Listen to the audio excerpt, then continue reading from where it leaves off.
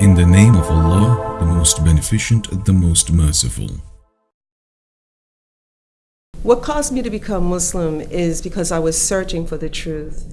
This was right after the Civil Rights Movement, and the Civil Rights Movement brought out the reality of the problems for African Americans, problems for everything, but nobody had real solutions. And at that point, I was searching. I eventually ran into a friend, or somebody who became a very close friend, who invited me to Islam in a way that I couldn't refuse. I grew up as a Catholic and always had questions about the Trinity and who Jesus was. I loved Jesus, but I didn't understand the divinity of Jesus. And when I sat with this brother who explained to me about Jesus, about Moses, about God, and about his oneness, and the fact that he sent all the prophets, and that he sent it to mankind so that we would know what God really wanted us to do. It was the offer that I couldn't refuse.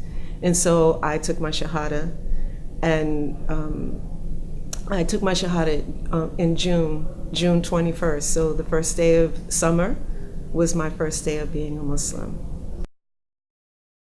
I'm more of a Christian now than I was before, you know. Being born American, I know that the truth of the fact is most Christians don't practice their religion. And I went through that whole process. But when I was Catholic, I went to Catholic school, and as a student, I learned about Jesus, and I learned to love Jesus, and I learned to love the people who believed in him, who proved that belief by the sacrifices that they made. And I always wanted to aspire to be that type of person. And when I became Muslim and learned that, Jesus is a messenger of God, and that Allah gave him the power to do everything that he was able to do, because Allah has the power to do anything. He created the heavens and the earth, and the creation of the heavens and the earth are far more amazing than the creation of mankind. And he could create a man, and he could give him the power to raise the dead and what have you. And this is what Jesus said. One of the things that I did do is, after I became Muslim, after a few years, I read the Bible again. And I read the red-lettered Bible, where it just highlights what Jesus said. And I read through all the things that Jesus said, and he didn't really say that he was the Son of God.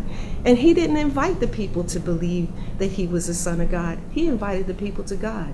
He said the greatest of all commandments is to love your Lord, your God, with your whole heart, soul, mind, and strength. And he said that's what all the prophets came to teach. And it's true. And that's what Muhammad taught. And then he said, and the second thing is to love your neighbor as yourself. And that's what all the prophets taught. And it just shows the oneness of Allah, that he sent each and every prophet to mankind so that we would have the opportunity. He didn't leave us, he didn't just put us here and leave us here. He put us here with a purpose, and he let us know what it was all throughout history. One of the things that I did as a Muslim, I was a college student, so I was a reader, and I read the Quran, and I read the Quran profusely for searching for the answers. And when it came to the explanation of Ramadan, which was that this was the month in which Allah sent down the Quran, and that it was from the Prophet ﷺ's fasting during that month that Allah opened the door for him to know the truth, I believed that. And my mother had actually prepared me for that, because she was the type of woman who, she taught me to never let anything take over my life. And she also taught me to fast, because as a Catholic, she used to do Lent. And we would always have to give up something. And so I had given up many things in the past. And so Ramadan, fasting in the month of Ramadan, was very easy for me. And eventually I learned that it was a way of purifying my heart and opening my mind and helping me to understand who Allah is and the truth that he wanted me to understand. And so I just fell in love in every year. And because I became Muslim in 1971, my first Ramadan was in October. And then it backed up all the way through the summer. and then into the winter, and now we're back to the summer again. So this is my second time fasting in the summertime.